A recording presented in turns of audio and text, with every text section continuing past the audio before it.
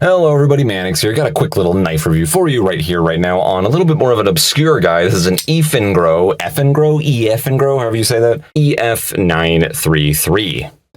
Now, this is an excellent knife, I think, for the money. It's got a quirk here and there, but overall I'm actually very impressed with how this performs, how its ergonomics are, how it deploys, its lockup. You can get these for about 25 bucks on Amazon. You can shop around on various websites, but around $25 is what you're going to be paying for this guy. We have G10 handle scales here, fully skeletonized steel liners in there. It is a liner lock. It's on a ball bearing track, so it's very, very smooth, amazingly buttery smooth deployment, actually. Even for the money, I'm extremely impressed. D2 blade steel, razor sharp out of the box. D2 is a very good medium, maybe medium lower grade steel, depending on how you look at it. However, for the money, again, that's extremely, extremely good. That's a very high quality blade steel for 25 bucks anyway. You usually see these maybe around the $45 range, but for 25, you're almost getting like 50% off this thing at this price point. I'm actually very impressed with it. Kind of wonky and funky looking. Eafengrow's got a handful of other weird kind of looking knives. They got some more normal looking ones too, but I was attracted to this one specifically because of its look. I like its size. It's kind of big and chunky. We have kind of like a razor cleaver, something or other type thing going on with the blade. It's very thick. Fully skeletonized liners in there, as you can see. Let's get the specs out of the way. Blade length is 3.07 inches, but we do have an overall length of 7.64 inches. The handle length is 4.57 inches, weighs 5.86 ounces according to their specs. Let's just see what my scale says about its weight. They said 5.86 ounces, but knife companies, as you may know, are usually wrong about their weights, or at least compared to my scale anyway. 5.66. Close. They said it's 0.2 ounces heavier than it really is, according to my scale anyway, so not too bad. It's a little chunky, it's a little heavy for the size. And again, D2 blade steel, G10 handle scales, and then skeletonized steel liners. Very aggressively milled out liners in there. A little jimping pattern down here, it's basically useless. I think it's funny when knife companies do that. It looks good, but it doesn't really do anything. Because even if you hold it in a reverse grip, you're not really making that much contact with that. But whatever, it looks cool. See, my hand doesn't even make contact with it at all when I'm holding on it. But this jimping up here is actually very purposeful, and it functions very well. It's funny, even in 2023, a lot of jimping's a miss on a lot of knives. They put it on there, and then your thumb just slides right over it. Like, what's the point of even spending the how many extra bucks to put it on there, you know? I kind of like the blue hardware this company uses on their knives. It's kind of a gimmick, but it makes it kind of look a little fancier. Again, for 25 bucks, can't complain. I just like how they have it there. This happens to be the JG10, which has been going around. It's been kind of a fad the last couple of years. I think it's pretty cool. Satin finish on the blade. Check the grind on there. Looks like a hollow. It's kind of hard to tell. It's hard to find information on cheaper knives like this from more obscure companies, but ball bearing track.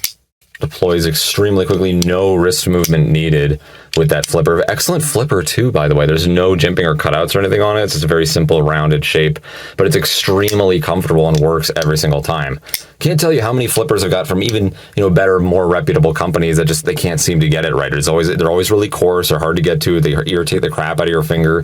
This one's perfect, actually, despite having no cutouts or jimping or texturing on it. Perfect flipper right there. Congratulations. Thumb hole, I kind of like this shape. It kind of mimics the overall design we have going on with the knife. It's kind of got like a sci-fi thing going for it. It's slightly rounded. It's not quite as sharp as like the spider codes that are cut literally at 90 degrees. So it's a little bit more comfortable, but it's a little slipperier. But it still gets the job done if you want to open the knife conventionally.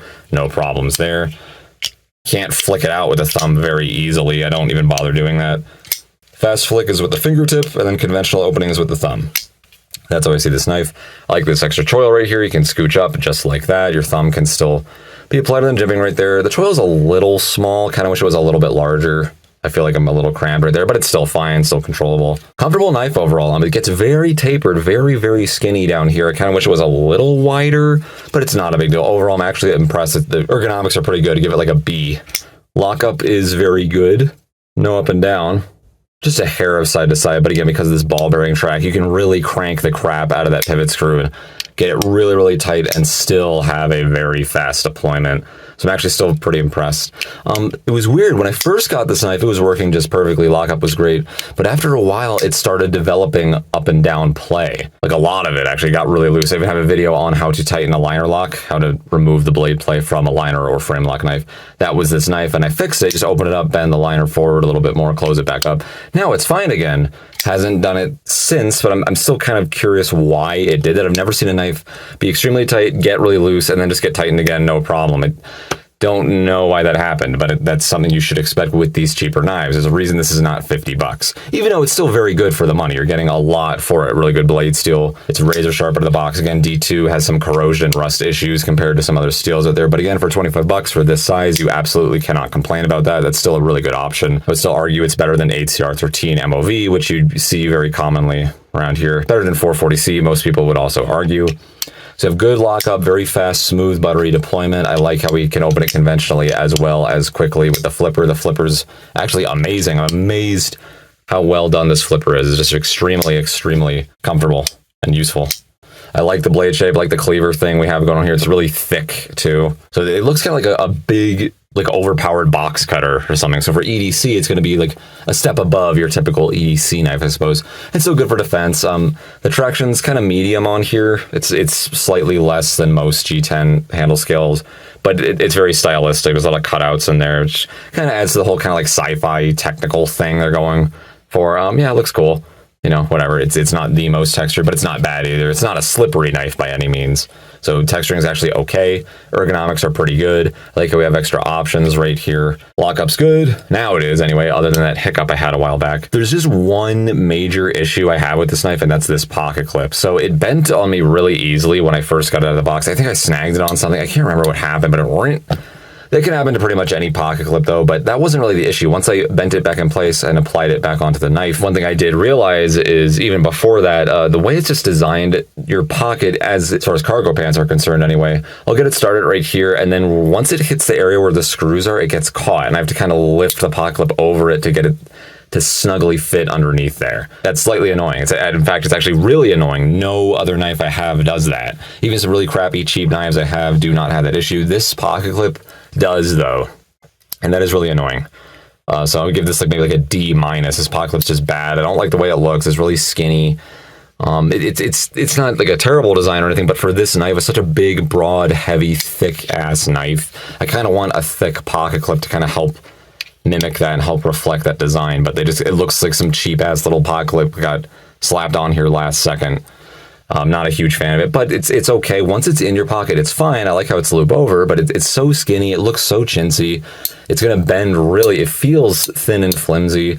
And to top it all off, the cherry on the crap sundae is that those screws get in the way of the pocket. So Eafengrow, if you're watching this, if you want to fix it, maybe make some flush screws right there, or better yet, make a cutout in the G10 so we can recess the pocket clip in there.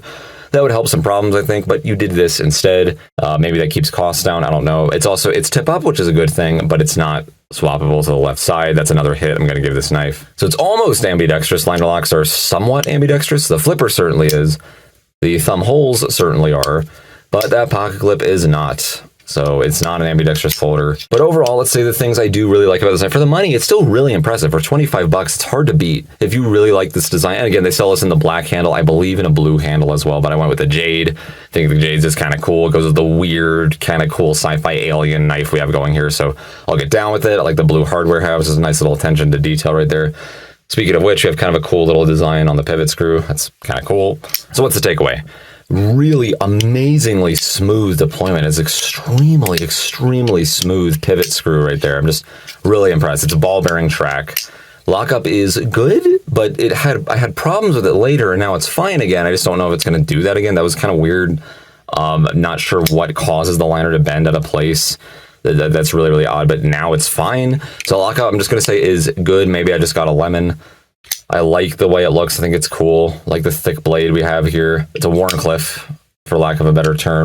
Ergonomics are good. They're not amazing, but I like them. I wish I had like a little bit more to hold on to back here. It's like really wide here, and it's really tapered down here. I wish this was squished down a little bit more, and this was squeezed out just a little bit more like that. But it's fine. It is what it is. That's just me complaining. The jimping is good. Again, we can scooch up here. We have a good blade steel for the money.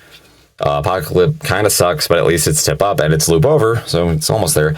And to top it all off, we got some really, really nice milling work, or whatever method they use to skeletonize those liners. And not just holes, these are big old rectangles in there, so they could not have lightened this guy up anymore. So it's a big old robust, beefy tank of a knife, but it's also got a lot of attention to detail here and there. And then if you like this design, that's a nice little touch.